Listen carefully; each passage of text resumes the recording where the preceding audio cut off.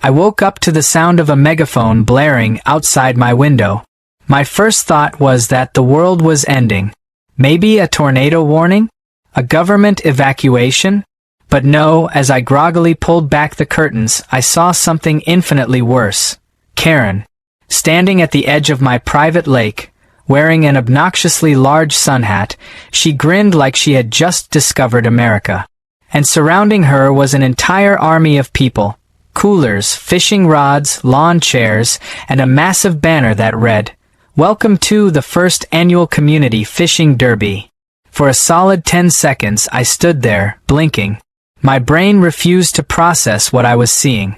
It had to be a dream, one of those weird ones where everything felt just a little too real. But then, as I heard the unmistakable splash of someone tossing a line into the water, my dream theory shattered. My private lake, the one I had spent years maintaining, the one I stocked with rare fish, was now the centerpiece of Karen's latest act of insanity. I stormed outside, shoving my feet into mismatched shoes, not even bothering with a shirt. The moment Karen spotted me, she waved like we were old friends. "Oh, good morning, Jake. You're just in time to see the first catch of the day." I stared at her, my mouth slightly open, trying to summon words that weren't just a long, guttural scream. "What the hell is happening?" Karen gave me a patronizing smile, the kind of smile a kindergarten teacher gives a slow child. "Oh, don't be such a grump. We're just having a little community event. It's good for morale, brings people together.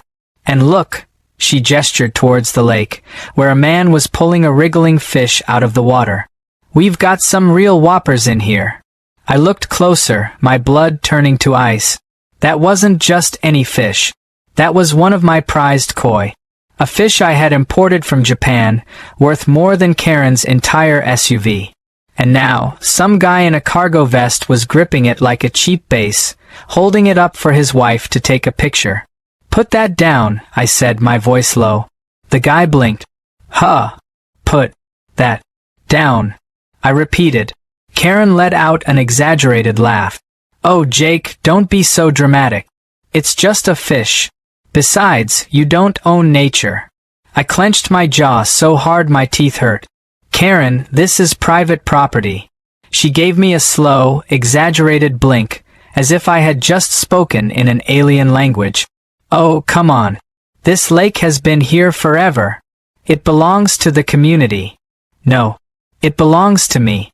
I have the deed. I have the fences. I have the no trespassing signs." She waved a hand dismissively. "You're being so selfish. I mean, look around. People are having fun. Do you really want to be the guy who ruins everyone's day just because you want to sit inside and stare at your water?" I took a deep breath, willing myself not to explode. But then, as if to personally test my breaking point, a small kid walked by dragging another koi, completely out of the water, its vibrant colors now dull and lifeless. My koi. Dead. The fish I had spent years raising. I snapped. "All right, that's it. Everyone get out," I shouted, my voice echoing across the lake. No one moved. Instead, Karen put a hand on her hip. "Jake, don't be such a child. It's a public event now. I even got a food truck coming later." "Food truck?" As if on cue, I heard the distant hum of an approaching vehicle. I turned just in time to see a massive truck pulling up, its side painted with a cartoonish fish holding a fork and knife. "Fisherman's Feast. Fresh caught and fried." My eye twitched. "Oh, you've got to be kidding me." Karen beamed. "They're doing a special discount for the event. Isn't that thoughtful?" I looked at the truck. I looked at the people. I looked at Karen. And that's when I knew. Talking wasn't going to work. Logic wasn't going to work. Karen wasn't the kind of person who listened to reason. She thrived on pushing boundaries until people either gave up or went insane. I wasn't going to go insane. I was going to win. Turning on my heel, I walked back into my house. I heard Karen call after me, something about lightening up, but I didn't listen. My mind was already racing. By the time I stepped into my garage, a plan had already formed. A plan so devious, so beautifully simple, that I almost laughed out loud. Karen wanted a fishing derby? Fine. Let's see how she handled a fishing derby with no lake. I grabbed my toolbox and set to work, my hands moving with precision. I had installed a water drainage system years ago, a backup plan in case of flooding. It wasn't meant for something like this, but with a few modifications, it would do just fine. All night, I worked in secret, making sure everything was ready. By dawn, I stood by the edge of my property, looking at my masterpiece. The lake was gone. Where there had once been shimmering water, there was now only cracked earth and mud, the remains of fish carefully relocated to a safer location. The air was thick with the smell of damp soil and shattered dreams. And then, as if fate itself wanted to bless me with the best moment of my life, I heard the first scream. What the hell happened? I casually sipped my coffee as I stepped outside. Karen stood frozen at the edge of the barren lake, her mouth opening and closing like a fish gasping for air. Around her, people murmured in confusion, their fishing rods now completely useless. Karen spun to face me, her eyes wild. What did you do? I shrugged. Oh? You mean the lake? I guess nature works in mysterious ways. Her face turned beet red.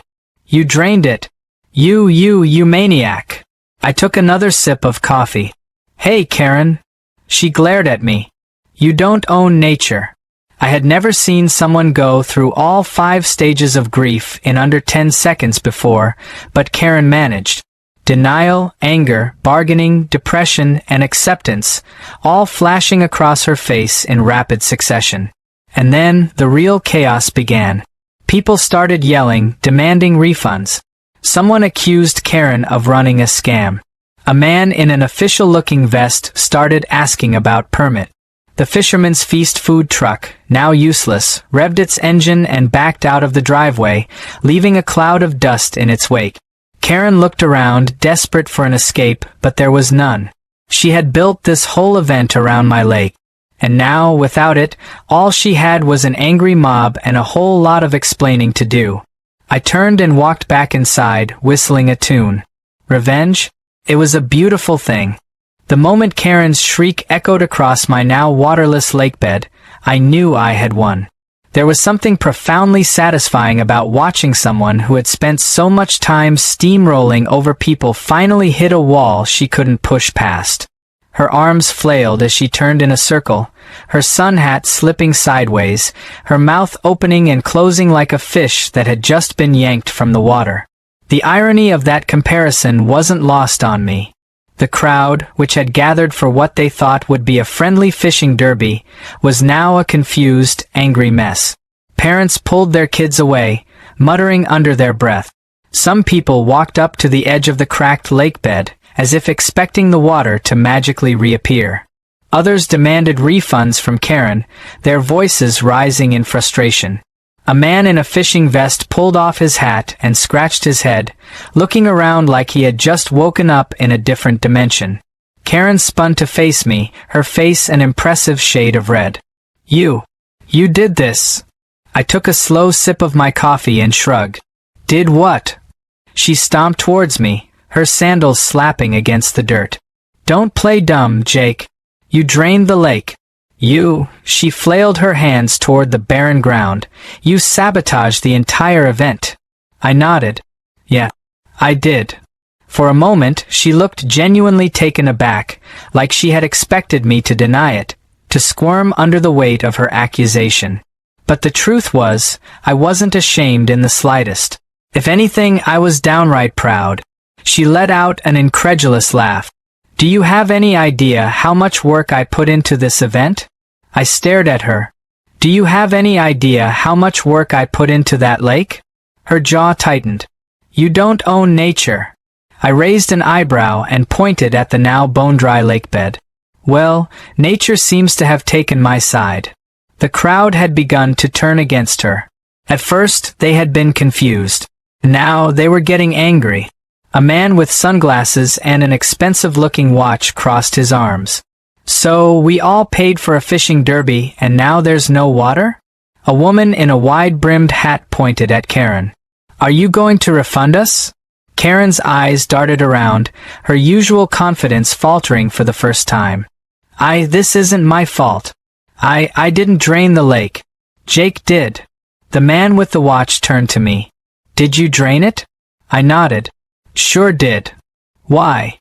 I sipped my coffee, letting the moment stretch just long enough for dramatic effect. "Because it's my lake." Karen threw up her hands. "Oh my God, you are the most selfish person I have ever met. This was supposed to be a community event. This was supposed to be fun." I gestured to the crowd. "Are they having fun?" Silence. Karen opened and closed her mouth, but no words came out. She knew she was losing control of the situation. The problem with Karen was that she had spent her entire life getting away with things because no one ever pushed back. She was used to bullying, manipulating, and making herself the victim whenever things didn't go her way. But this time, there was no way to spin it. She had set up an illegal event on private property. She had charged people money for something she didn't own. She had ignored every warning sign, every opportunity to back down. And now, she was standing in front of a furious crowd, with no lake, no fish, and no excuse good enough to save her. A man wearing an official-looking polo stepped forward, flipping through a clipboard. "Ms. Karen, do you have a permit for this event?" Karen's face turned as white as the fish truck that had so hastily driven away. I didn't think I needed one. I mean, it's just a little community gathering." The man shook his head. "Hosting an event of this size, charging entry fees, and having food vendors on private property requires multiple permits. Did you speak to the county about this?" Karen let out a nervous laugh. "Well, no, but... And do you have permission from the property owner?" He turned to look at me. "Did you authorize this event, sir?" I took another sip of coffee. "Nope." The crowd erupted. Voices layered on top of each other, demanding explanations, refunds, answers. Karen's face twisted in desperation as she tried to shout over them, but it was no use. Then, as if karma hadn't already done enough work today, a local news van pulled up. A reporter stepped out, her eyes lighting up as she took in the scene. Karen saw the camera and immediately switched tactic. "This is harassment. I'm being targeted. I was just trying to do something nice for the community, and this tyrant, ruined everything." She pointed at me. The reporter turned to me, microphone in hand. "Sir, would you like to comment?" I nodded, setting my coffee cup down on the porch railing. "Sure. This is private property. Karen trespassed, drained my lake of fish, and held an illegal event without permission." I turned to Karen, tilting my head slightly. "How much were you charging per entry again?" Karen stammered. It wasn't about the money." "Right." I nodded. "Except it was." The reporter turned back to Karen. "Is that true? Were you charging people for entry?" Karen's mouth opened, but no words came out. The crowd was still watching her, waiting for an answer. The official in the polo was making notes on his clipboard. The news camera was rolling. And then, as if her brain had finally accepted the reality of the situation, Karen did what Karen did best. She ran. Not a dignified exit. Not a simple retreat. She straight up turned on her heel and sprinted toward her car, nearly tripping over her own feet in the process. The news camera followed her, catching every humiliating second of her escape. The moment she peeled out of the parking lot, the crowd started to disperse. Some people were still grumbling about wasted money. Others just seemed happy to be part of the spectacle. The man with the clipboard handed me a card and told me to call if I wanted to press charges. I assured him I'd think about it. As the last of the cars disappeared, I stood on my porch, looking out at my empty lake. It would take some time to refill it, to bring back the fish I had hidden away. But that was fine, because for the first time in a long time, I felt an incredible sense of peace. Karen had finally lost. The days after the Great Lake disaster were some of the most peaceful I had experienced in years. There were no more random trespassers wandering into my property, no more kids yanking fish out of the water, and best of all, no more Karen. I hadn't seen her since she sprinted off after her public humiliation, which was honestly surprising. Karen wasn't the type to take a loss and disappear. She was more like a stubborn raccoon that kept coming back even after you locked the trash cans. Still, I wasn't about to complain.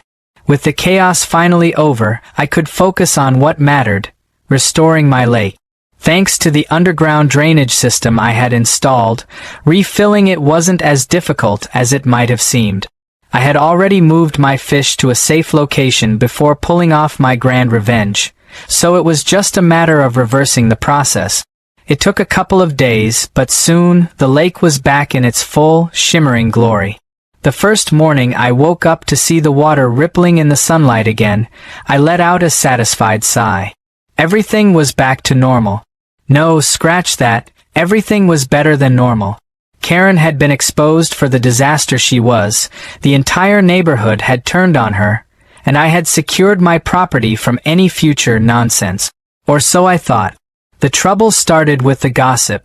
I had made a point to avoid town for a while after the fiasco, but when I finally went to grab some supplies, I heard people whispering the moment I walked in. At first, I thought they were just talking about the whole drained lake incident, which was fair. It wasn't every day someone pulled off a revenge plan that dramatic.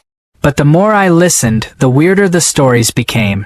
Some people were saying the lake had mysteriously vanished overnight and then miraculously reappeared. Others claimed it had been an act of revenge from the spirits of the land, punishing Karen for her greed.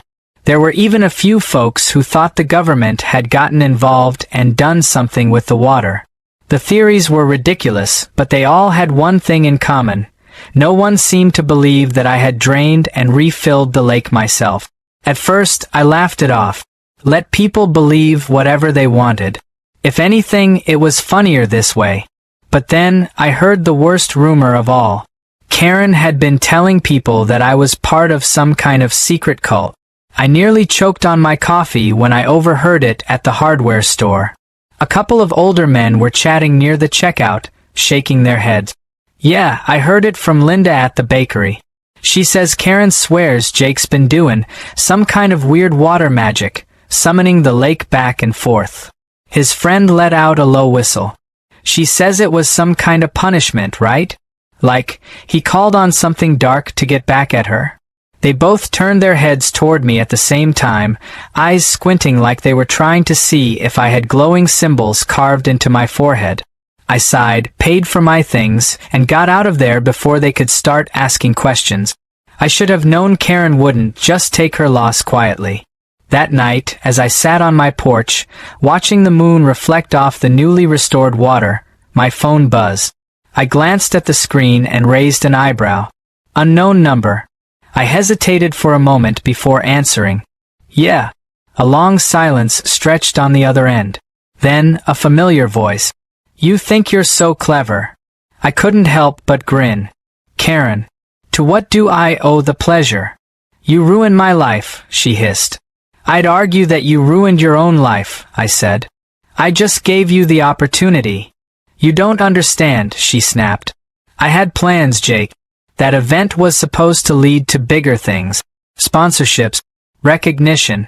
I was going to use the money to fund my next project. And now? Now I'm a joke. People laugh at me in town. They call me the crazy lake lady. I leaned back in my chair, thoroughly enjoying every second of this conversation. Yeah, I heard some of the rumors. Very creative stuff. You know, I think my favorite one is the secret water magic cult theory. She let out a sharp breath. You think this is funny? I think it's hilarious. Silence. Then, in a tone that was quieter but far more unsettling, she muttered, I'll get you back for this. I sighed.